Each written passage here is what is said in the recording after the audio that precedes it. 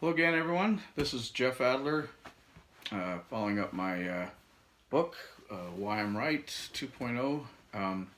Today is chapter 22. Hard to believe I've gotten through that many videos, but the ideas just keep becoming.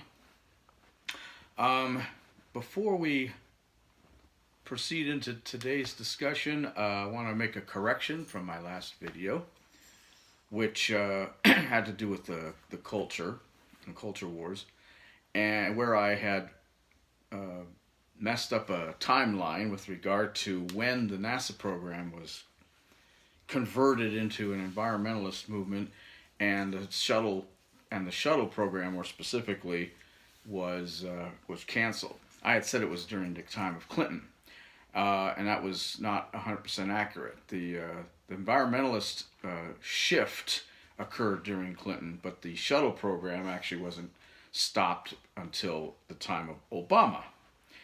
He's the culprit of ending that. So for those of you who caught me on that one, good on you, but I caught myself too. All right, so today we're going to talk about the deep state, what that means, where it came from, and what the consequences of it are, and a little bit about the boomerang effect, as I've been calling it for a long time, probably before the talk show hosts, as a result of that not just the deep state, but how the Democrats sometimes get a little bit back of their own medicine. We hear a lot of talk in the news today about the deep state, and it's not necessarily clear to everyone maybe what it means, or where it comes from, and what the meaning for it, or why it exists in the first place, which does tend to lend itself to a little more context and a little bit more in-depth understanding to know where it came from and why it exists, what its purpose is. And to do that, we have to go back 100 years. Like a lot of stuff, as you notice in my videos, there's a lot of historical reference and a lot of historical connection to pretty much everything today. And that's because, as a conservative, I don't throw the baby out with the bathwater. I don't throw the history out, nor do I try to revise it. In order to make a point, I need history, and I can prove my points. Those who choose to ignore history or revise history struggle to make their points, prove their points, what have you. So why get rid of it? It's right there for anybody to go look at. 100 years ago, we were in the last 6 months of the First World War, and we were under the presidency of Woodrow Wilson, who was the first progressive Democrat president. And he had taken over the progressive reins from the Republicans, who, for all intents and purposes, began the progressive movement, but for different reasons, and it manifests itself in different ways than the Democrats handled things. And I guess you could say the ultimate, or the final blow for Americans with regard to Republicans and their progressivism was the 1913 income tax laws and amendment that allowed the government to take a percentage of income tax from Americans who worked and made a certain amount of money. Out of that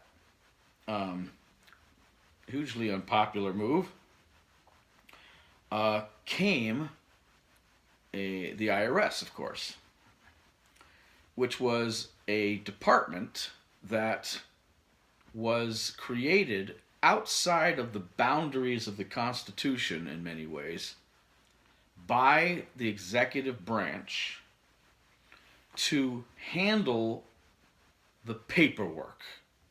Basically, it was a big, gigantic government accounting firm. It still is. But it and a few other administrative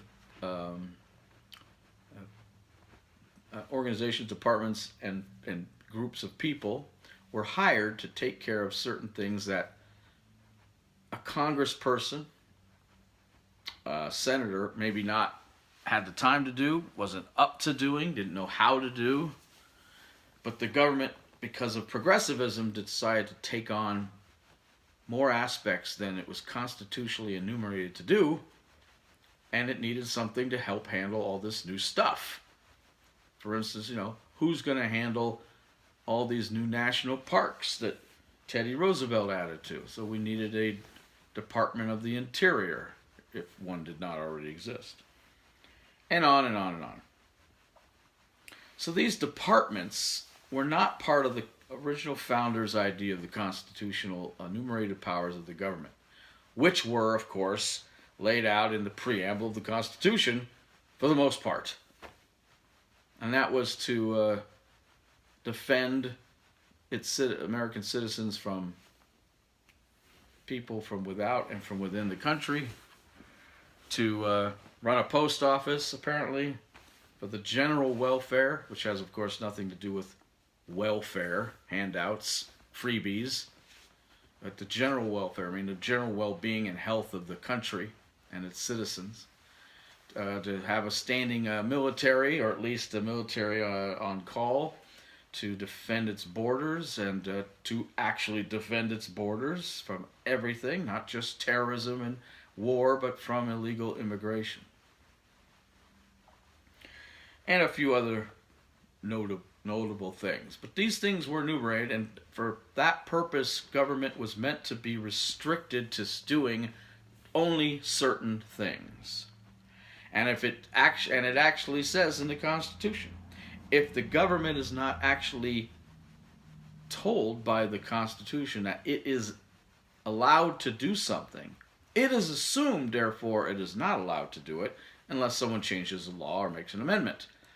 Therefore, that duty rests upon the states. And if the state doesn't handle it, the municipalities inside the states. That's what is called federalism. A long-lost, apparently, idea that helped with keeping the sovereignty of the states and keeping the states happy in order to ratify the Constitution in the first place. The states had to have some power on their own, and this was part of the 10th Amendment that gave them that power. Enumerated powers of the government is basically a what the government cannot do list. Or they only list what they can do, but everything else they can't do. And it was a way of restricting the federal government from overstepping its bounds and getting too large and too centralized. It was done on purpose. And of course, all the progressivism that we've seen over the last 130 years is also done on purpose to undermine that very thing. The Republicans who started it might have been doing it for more altruistic reasons, saying that we as a government are getting powerful and richer and whatnot and are capable of doing so much more good for its citizens, so let's reach out, stretch out, and do some good. And it was maybe done in an innocent way. But once the Democrats took over, the nefariousness of the government growing and becomes more centralized was put into play. And the progenitor of that, the beginning of all that, was with Woodrow Wilson, who basically, as I've said many times, took progressivism and put it on steroids. He is the father of the administrative state, even though some administrations in the government already existed prior to his presidency. He created multiple administrative offices, positions, and whatnot that led to the expansion of government well beyond anyone's dreams or needs, quite frankly. He decided that he was going to take the first steps towards manifesting the Marxist, Anglist strains that are found in the progressive movement. And he was going to grow government to allow government to do things it had no business doing, and not for altruistic reasons. I mean, granted, the end goal might have been some utopian society, but that far in the past, at the very infancy of the progressive movement in its current form, they weren't thinking that big. Baby steps. Because as people wrote, even back then, there was no way Americans were ever going to buy into great evolutionary leaps in terms of socialism. They would have to be given it in little baby steps and drips and drabs, and made to be convinced that this was for the good, and it's only just a little thing, and it's only just a little change, and then just build on that. Friedrich Hayek, in his book The Road to Serfdom, said as much, that the American people would never buy into socialism. He even said socialism could never work in America. Of course, that was in America when he lived and wrote that in 1942. That was 180 degrees different in many ways than it is today. He could not have foreseen how insidious the progressive movement would become in this country. That being said, the Woodrow Wilson created all these departments and all these organizations, all these little administrative things that needed buildings throughout Washington, D.C. to be erected so that it could house this particular department of the government, and fill them with people that were unelected, unaccountable, and unknown. And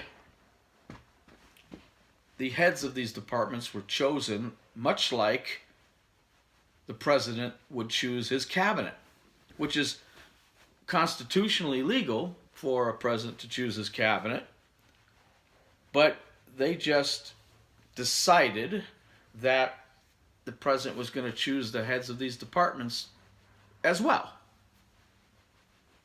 violating the 10th Amendment that said that unless the Constitution says you can do a thing, you have to assume you cannot. Well, maybe he got some liberal judges back then to see things his way. Maybe no one even challenged it. Don't know enough about that to tell you. You can look it up. But however, whether it was challenged or unchallenged, it happened. And so the heads of these departments picked their deputies and their assistant deputies and their, on down the chain, and they picked and filled these departments with people. And over the years, the decades, the administrative government that was born during the time of Wilson has done nothing but grow.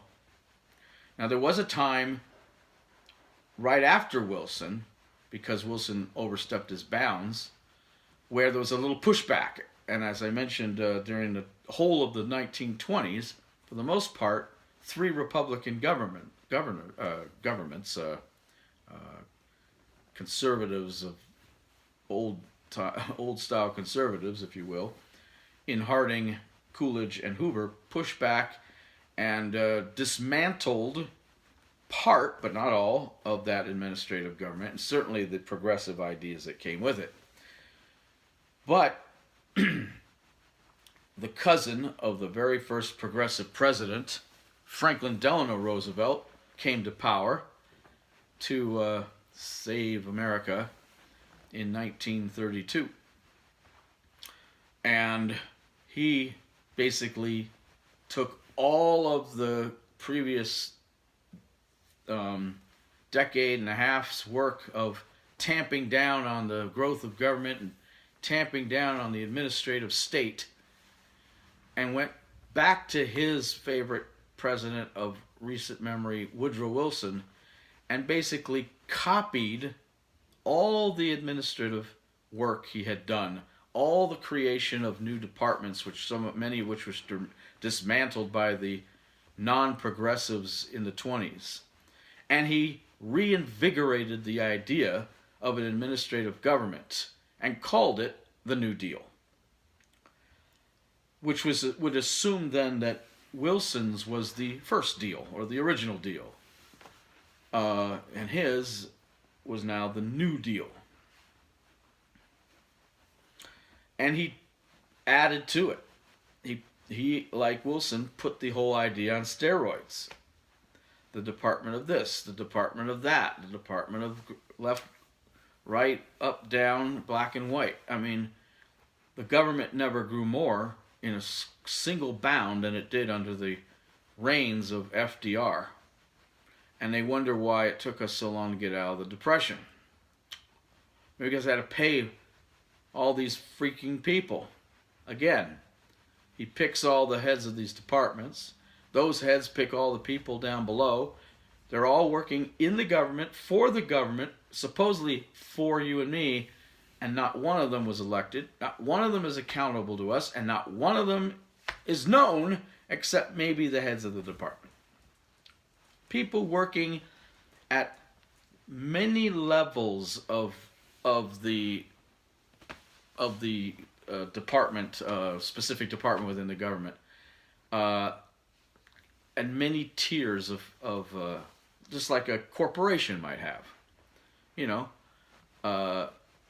you had the guy running the department, and you had underneath him in a tree you might have the assistant deputy and the deputy this, and then below them would be people who ran smaller departments within the bigger department that were specific task forces, you might say, that did different things within the department of XYZ, and they had heads, and under them they had their staff of deputies and assistants and whatnot, and under them they had all these other people, and it could be 6, 7, 8 layers, 8 tiers down of employees, if you will, and the further down you got, the deeper and deeper away from accountability you got. And that's where we get the term deep state. State run, but way down deep. Now compare that to the constitutional government, where you have a president as the executive and a vice president. People elected. At one time they were elected separately, by the way. You have the legislative. All 535 people are elected and known. You have the legislative, or the judicial, which has the president is allowed to pick the people on the Supreme Court and the federal judges, and then they're elected below that level. And then there's a level way down below where they are appointed by people who are faceless. So, the deep state, if you will, on the judicial side might exist a lot more and for a lot longer of a time than it does at the executive level. But that was how the Constitution was set up for the judicial. So it's not something that's unknown or disagreed upon. But nobody made any changes with regard to the deep state at the executive level. And we'll go more on into that and show how that has evolved over the decades in part 2. See you then.